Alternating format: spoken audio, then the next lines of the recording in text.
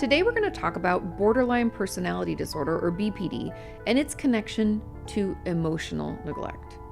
BPD is so often misunderstood. It's one of those mental illnesses that I feel like people, because those of us with BPD can be emotionally reactive, and I'll explain why, a lot of people around us can create assumptions, and there's a huge stigma. And so I want to talk more about the causes and get into why we can struggle with these symptoms. If you don't know what BPD is, in summary, BPD is characterized by an intense fear of abandonment. I always think that's the important first piece to lay down here, because when we have BPD, we fear so deeply that those we care about are going to leave us that we frantically do things to try to prevent that from happening. And this can be real or imagined abandonment, which is also important because it doesn't mean it's really going to happen, but we think that it might. We also have an unstable sense of self, which even when I was reading through the DSM and taking notes for this, I'm like, what does that mean?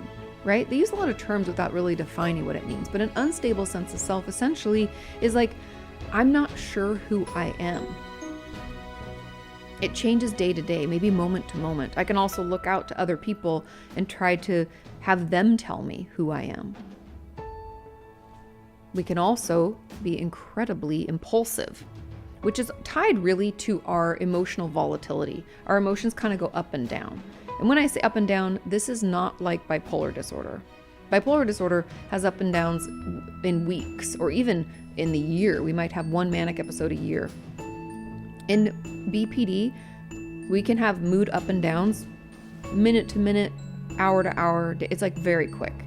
And so that volatility can cause us to try to numb out from that discomfort by being impulsive. We can overeat, we can overspend, we can, drink or abuse drugs, engage in all sorts of things like that.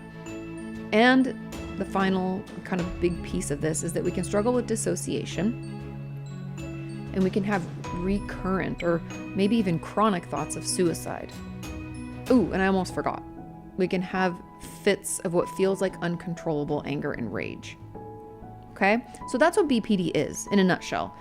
I think it's important for us to understand that as a whole, because what I'm going to try to do is I'm going to try to tie those essentially diagnostic criteria or symptoms to emotional neglect and why these two are so inextricably linked. Because I did some research for you. This study was completed by the University of Manchester, and it found that, and I quote, "The most common form of adverse experience reported by people with BPD was physical neglect at 48.9%, followed by emotional abuse at 42.5%, physical abuse at 36.4%, sexual abuse at 32.1%, and emotional neglect at 25.3%. When I read that, I'd like to say it was a surprise. Unfortunately, it wasn't. I've known for a long time through working with my patients who have BPD and talking with people in our community about it, that the correlation in general between abuse and BPD is really strong. And the fact that this was reported, what that says is that these are adverse experiences, meaning shitty things that happened to us in our past, that when they interviewed people with a diagnosis of BPD, they checked that box. They were like, this happened to me, right? Those are huge numbers. In the 20s, 30s, and 40% range, that's crazy to me. We never see those high of numbers when it comes to mental health and direct correlations like that. So I just wanted to highlight that because research also supports this connection. Now, in order to kind of connect BPD with emotional neglect, I'm going to go through, I just mentioned all the symptoms. I'm going to tie those to experiences of emotional neglect, okay? And then if you're still curious at the end, you're like, wait, did I experience emotional neglect? I have some questions I'm going to go through with you too. Now, emotional neglect is when a parent or caregiver does not emotionally reciprocate with a child. It essentially means that our parents did all the good on paper things, like, oh, we had food in the fridge and we were taken care of, we had clothes, we went to a good school or whatever, but they weren't emotionally there. So when we cried, when we sought their attention, their connection, it was either unavailable, like our parent was just never around. That could be due to addiction or a job or any number of things, divorce. Or it could mean that we were kind of emotionally abused at the same time as being neglected, where a parent shouted at us and was like, get out of here. I don't have time for this. Want to show me your new dance you learned? Well, like they're not interested. And I think all of that is really important to note, because consider the effects on younger you. As an adult, as someone who's a therapist and also doing my own therapy, it's really hard to remember what it was like to be a kid. I know what younger me was like. I can visualize her, but it's hard to remember what it was like to be her in that moment, right? Just consider for a second, if you have a child of your own, this can be helpful. You can like consider them, but consider what you had access to, right? Like when we're a kid, we don't have a bank account. We don't have any money. We can't drive a car unless you're older in this scenario. We can't just move out, be a runaway. I guess we could, but that seems scary, right? We don't know any different. And that is something that we often forget, is that we didn't know any different. When we're raised in our family, that's the only family we know. Let's say we have an abusive mother. That's the only type of mom we know. Let's say our dad is an addict. That's the only type of dad we know. And I know this can sound repetitive, but sometimes we forget that that's like all we know. Now that we're older, we've seen the world and we're like, well, that shit was fucked up. Like we look back and we're like, oh, that was terrible. We didn't know that. We thought that was normal. We thought that was what we should be getting. And so again, if our parent didn't meet us, they didn't reciprocate our emotional needs, we thought that was normal. And if that was painful for us, we thought it must be something that we did. I need to act differently. I need to be better. I must have, like, my dad used to work away from home a lot, and I would tell myself this because I wasn't as good of a student or sports athlete as I should have been. Like, what? Where's that connection? I didn't have any resources. I didn't know any different. And when we're a kid, all we can do is like place it on ourselves, because that's the only control we have in the world at the time, okay? I just want to lay that foundation. So that's all happening to us. Are you struggling with feelings of emptiness or disconnection? Ever felt invisible or unworthy? These could be signs of childhood emotional neglect, and now is the time to heal from them. Join my workshop, Healing from Childhood Emotional Neglect, on October 19th at noon Eastern Standard Time. I'll teach you the tools and insights needed to understand your past and reclaim your future. Don't let your childhood continue to define your adulthood. Register now and take the first step towards healing. Visit KatiMorton.com to secure your spot today. And don't worry, if you can't join us live, it'll be recorded and available at any time. Now, let's connect that with those signs and symptoms of BPD, okay? So I fear that people are going to leave me. I'm afraid of abandonment, real or imagined. Guess what? That could be because my parents weren't around. They're neglectful. I never knew if they were going to show up. I might be waiting outside of the school for them to pick me up for hours. That makes sense, right? I could connect that easily. Then we move on. Emotional volatility or emotion dysregulation. Now, if our parents never soothed us, never rubbed our back, it's okay, you skinned your knee, let me clean it up for you. They took care of us. They nurtured us. They looked us in the eye and told us it was going to be okay. How do I know how to regulate my emotions? No one helped me do it before. I don't know any different, right? I'm going to move through these. I know it's heavy.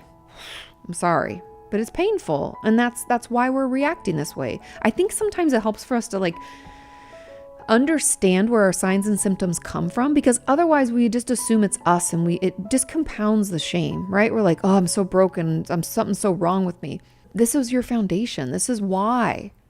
It doesn't mean that it's okay. We get carte blanche to act however we want. We're all responsible for our own behaviors, but it just helps us hopefully to feel understood, okay? And offer ourselves a little bit of compassion. Okay, so we have those two symptoms taken care of.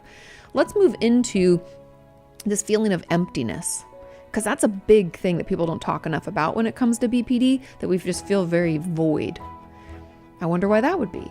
Now, if a parent doesn't show us what they call, like attunement is the word we use in therapy, but what that really means is that a parent can look at us, connect with us, mirror our emotional response. Like if we're upset, they bring us close and they soothe us. They acknowledge that we're upset. They see how we feel, and we feel seen and heard, right? Really powerful pieces of developmental, like honestly, brain growth and emotional intelligence. So if a parent doesn't do that, we might grow up never knowing what an emotional experience is, always learning to just stuff it down, right? A lot of our survival when we're little is to like maybe not cause waves because maybe we're also physically abused as well as neglected, right? I can't, or I don't want to upset things. I need to be perfect because maybe it'll get better then. Ooh, we stuff all those feelings down and it leaves us with kind of this void, this like lack of knowledge of like what's inside of us or how we feel. We can feel kind of empty. It can also lead to that unstable sense of self, because if nobody ever assured me, saw me, comforted me, I can feel like I don't know who I am. And I can look out. We talk about this a lot with BPD, how we can feel like we look out for other people to fill that void that was left by our caregivers, right? Why do you think there's a void? Because they neglected us. They didn't offer us the love and support and really the comfort that we needed when we were growing up. And so we might find ourselves getting overly attached to teachers and bosses and other people in our lives. And then the final few symptoms, the things like dissociation, impulsivity, and then we'll get into kind of suicidal thoughts. But that dissociation and impulsivity, I want to mention together because those are numb outs.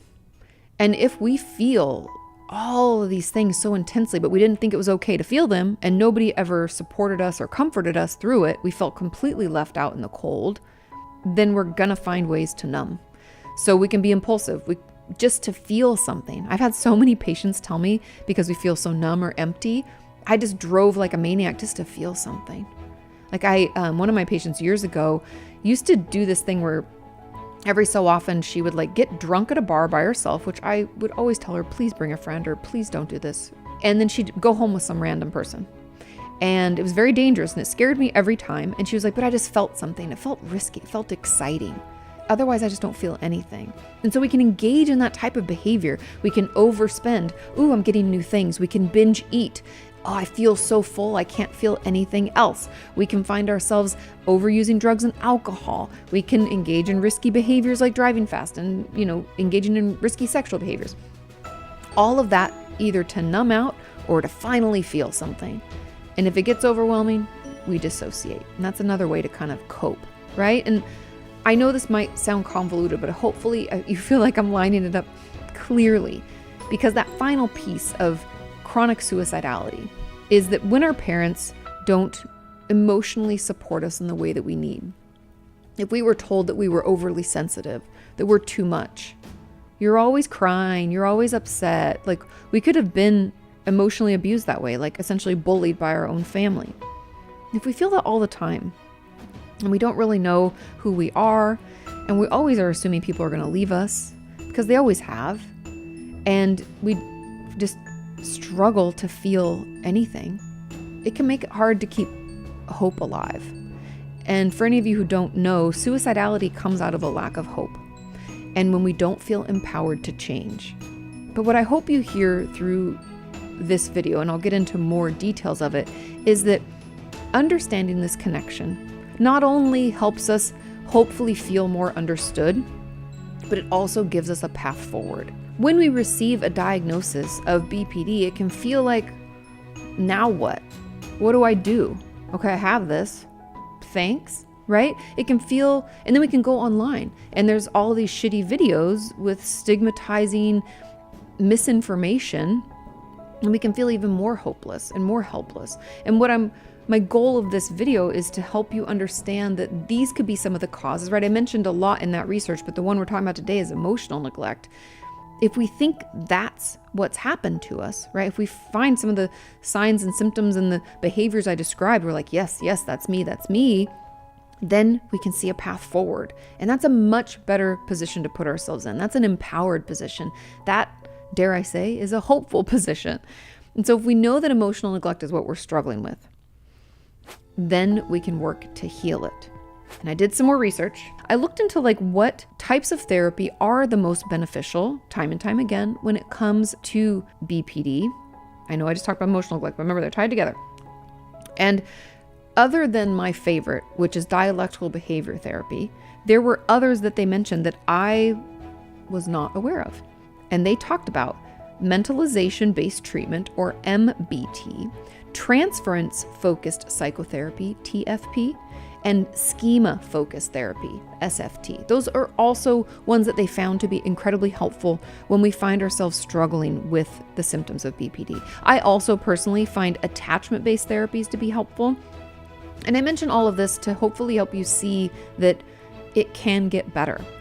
When it comes to the management of our symptoms of BPD, the biggest thing we need to accomplish is getting back into our bodies.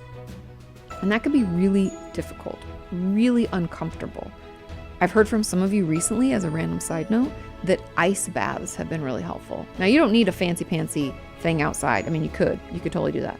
You can just fill up cold water in your tub or get in a cold shower for a little bit. It has the same effect. But that diving reflex, they call it, not only secretly improves our mood because of our vagus nerve, but it also pulls us into our body. It does this jarring thing where it forces you in. Now, for a lot of us who have trauma in the past, that can be incredibly uncomfortable, but that's the goal that you can work on with your therapist. And as we slowly heal from this neglect, maybe that means that we do some inner child work. I have a workshop available at katimorton.com if you're interested, but a piece of that is remembering what it was like to be little us. Earlier, I said how we lose sight of it. I lose sight of it. I'm sure you do too. It's hard to remember what it was like. And putting ourselves back in that position and offering what they call either good mother or good father messages to ourselves. I know this sounds woo-woo, but it's really healing. We can offer those messages through letters. We can do things for ourselves today to help us feel seen and heard. For example, let's say you're making dinner one day and you accidentally cut into your finger a little bit. I encourage you very strongly to see the wound and to go take care of it and to say some nice things to yourself. Things that you wish that your mother or father had said when you were little. You can shut the door so no one can hear you if you feel kind of weird about it. But you can say something like, "Oh no, you cut yourself. That's terrible. Let's clean it up so it doesn't get infected. We're going to take care of you. You're going to be okay." I know that sounds kind of weird and silly, but the healing that can come with being able to offer ourselves the love and support that we really need can be so healing. Now, I know for those of you who struggle with self-injury, you're like, absolutely not. Let's not get into that. And let's not do that. Okay? Let's not do that one. I'll give you another example. When you're having a bad day and you find yourself kind of tearful, feeling really run down, and you feel that urge to swallow a lot because you're wanting to stuff it down your gullet. Don't want to feel that feeling. It's going to stuff it. Instead, I want you to offer yourself what I call a good parent message. To say, instead of stuffing, something like, "Yeah, today was really tough, huh? I had a really hard time.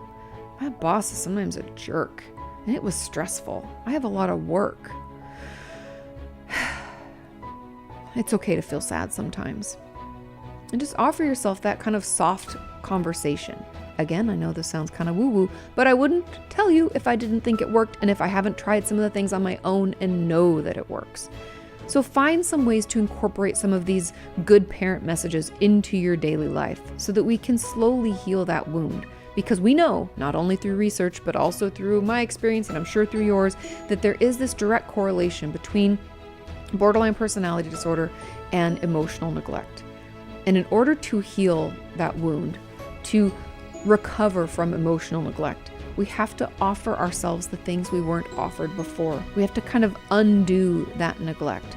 And we can do that through conversations we have with ourselves, through behaviors, inner child work. There are tons of ways that we can help improve that.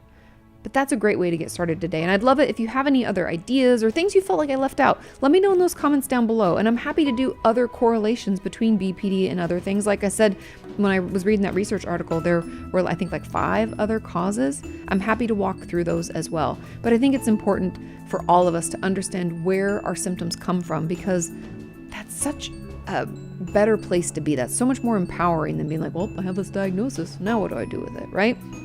So I hope that helps. Take care of yourselves. Offer yourself some good parent messages today, and I'll see you next time.